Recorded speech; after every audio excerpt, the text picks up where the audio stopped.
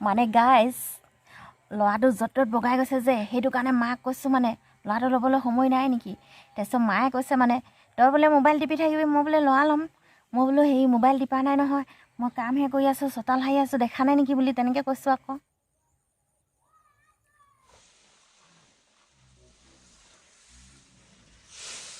নমস্কাৰ বন্ধু বান্ধৱীসকল, সকলোকে স্বাগতম জনাইছোঁ আমাৰ অন্য এটি ভিডিঅ'লৈ।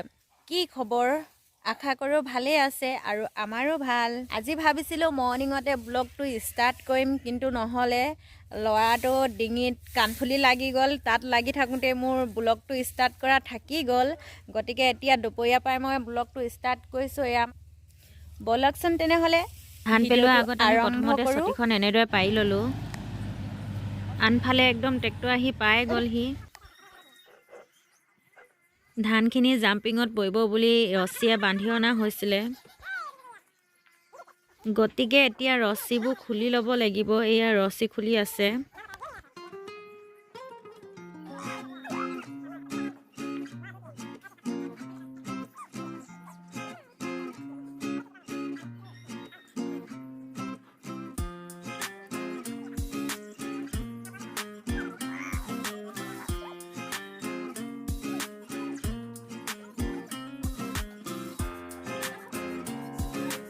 এয়া এতিয়া ৰছী খুলি হৈ গ'ল। এতিয়া ডাঙৰি পেলাই যাব তলত। ইয়াও ধিচম এতিয়া জল্দি জল্দি পেলাই হৈয়ে যাব। এতিয়া এই লগালগ হৈয়ে যাব আৰু।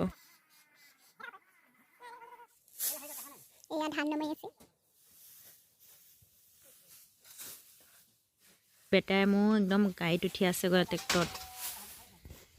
মায়েও একদম জাওলৈ আহিলে তলত পৰি থকা ধানবোৰ সাৰিবৰ কাৰণে। এয়া জাওলৈ আহিছে।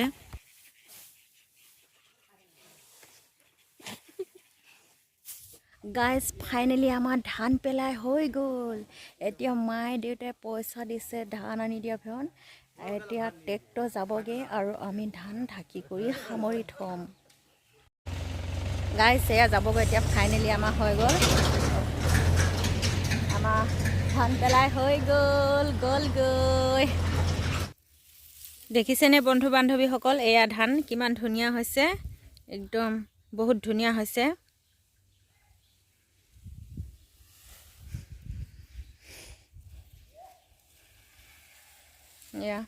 এয়া দেখিছেনে মায়ে একদম ধুনীয়াকৈ ঢাকি আছে। হাঁহে কুকুৰাই খাব বুলি, আৰু ৰাতি নিয়ৰ কাৰণেও ছেফ হ'ব। ওপৰত পাল এখন দিব বাৰু, কিন্তু এতিয়া হাঁহ কুকুৰাৰ কাৰণে এয়া ধুনীয়াকৈ এনেকৈ ঢাকি আছে একদম ধুনীয়াকৈ।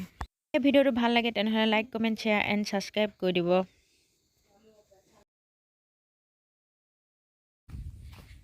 বন্ধু বান্ধৱীসকল, মই আহি আছোঁ নদীলৈ। এয়া হাতত বাল্টিং লৈ, আৰু মানে বাল্টিংটোত মাছ ভৰাবলৈ আনিছোঁ। মই মাছ লাগিবৰ কাৰণে এটা বস্তু পাতি থোৱা আছে। মানে সেইটো কোনে কি বুলি কয় মই নাজানো, কিন্তু আমাৰ দেউতাহঁতে হুকুমা বুলি কয়। দেউতাহঁতে মানে আমাৰ এইটো অঞ্চলতে সেইটো হুকুমা বুলি কয়। আৰু সেই হুকুমা দুটা পাতি থোৱা আছে মানে বামতে। সেই দুটা চাম বুলি ভাবিছোঁ। সৰু সৰু মিছা মাছ লাগে, গতিকে আপোনালোকে চাই থাকক। এয়া মই চাইছোঁ। এইটো মানে এডোখৰ ভাগি আছে। এয়া মাছখিনি জোকাৰি দিছোঁ। এয়া এনেকৈ। এয়া এইটো মই আকৌ পানীত পেলাই দিম। এতিয়া মই আকৌ বেলেগ এটা চাবলৈ যাম। এইটো বেলেগ চাইছোঁ। এইকেইটাহে পালোঁ। এইকেইটা পিটিকা বনাই খাবলৈ হ'ব আৰু।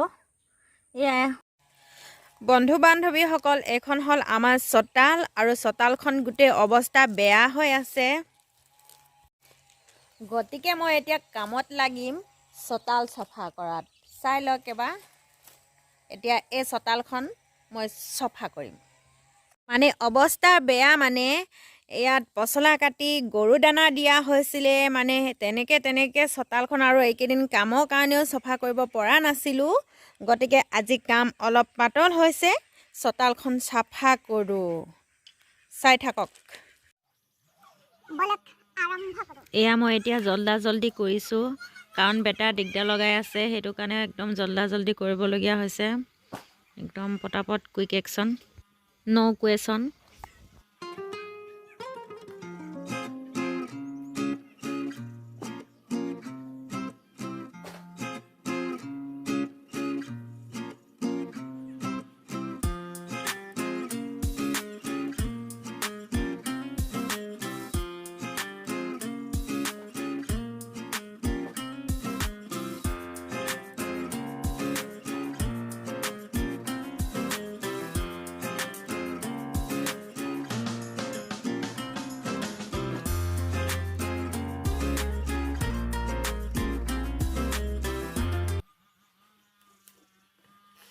এতিয়া মোৰ পচলাটো হৈ গ'ল আৰু লৈ ল'লো এটা এতিয়া খাই যাম পুৰা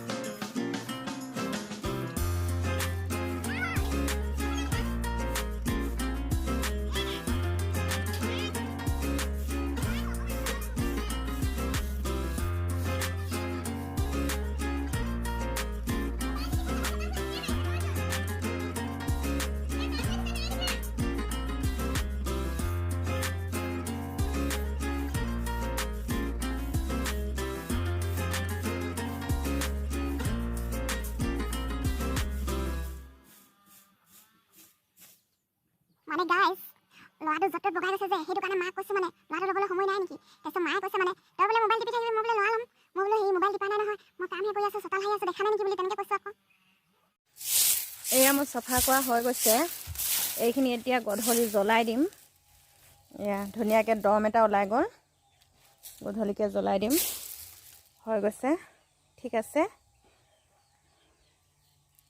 আজি ভিডিঅ'টো ইমানতে সামৰণি মাৰিছোঁ আজিলৈ আহিছোঁ বাই বাই নতুন এটি ভিডিঅ'ত লগ পোৱা আশাৰে জয় আই অসম জয় হিন্দ লাভ ইউ অল